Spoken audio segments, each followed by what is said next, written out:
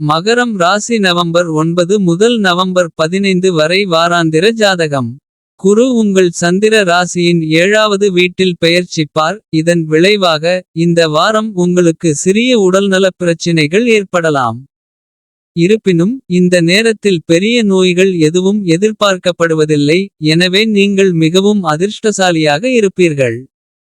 இருப்பினும் உங்கள் ஆரோக்கியத்தை நீங்கள் புறக்கணிக்கக்கூடாது. மேலும் ஆரோக்கியமாகவும் இருக்க யோகா, தியானம் மற்றும் உடற்பயிற்சியை தவறாமல் செய்ய வேண்டும். இந்த வாரம் கேது உங்கள் சந்திர ராசியின் 8வது வீட்டில் வைக்கப்படுவதால். குடும்ப உறுப்பினரின் ஆரோக்கியத்திற்காக நீங்கள் கணிசமான அளவு பணத்தை செலவிட வேண்டியிருக்கும். இது உங்கள் நிதி நிலைமையை மோசமாக்கும். இருப்பினும் இது குடும்பத்திற்குள் உங்கள் அந்தஸ்தை அதிகரிக்கும். மேலும் குடும்ப உறுப்பினர்களுடனான உங்கள் உறவுகளை மேம்படுத்துவதில் நீங்கள் வெற்றி பெறுவீர்கள். இந்த வாரம் உங்கள் உடன்பிறந்தவர்களின் உடல்நலம் மோசமாக இருந்தாலும். நீங்கள் சமூக மரியாதையை பெறுவீர்கள். அவர்களுக்காக நீங்கள் சிறிது பணம் செலவிட வேண்டியிருக்கும்.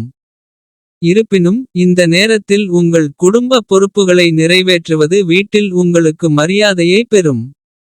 உங்கள் வேலையை பொறுத்தவரை இந்த வாரம் அனைத்தும் உங்களுடையதாக இருக்கும்.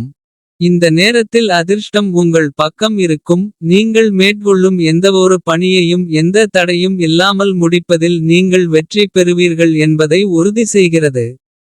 எனவே இந்த வாய்ப்பை உங்கள் விரல்களால் நழுவ விடாதீர்கள். இதை முழுமையாக பயன்படுத்திக் கொண்டு தொழில் முன்னேற்றத்தை உறுதி செய்யுங்கள்.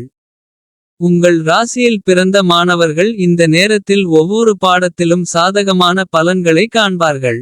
வாரத்தின் நடுப்பகுதி உங்கள் கல்வியாளர்களுக்கு மிகவும் அதிர்ஷ்டசாலியாக இருக்கும்.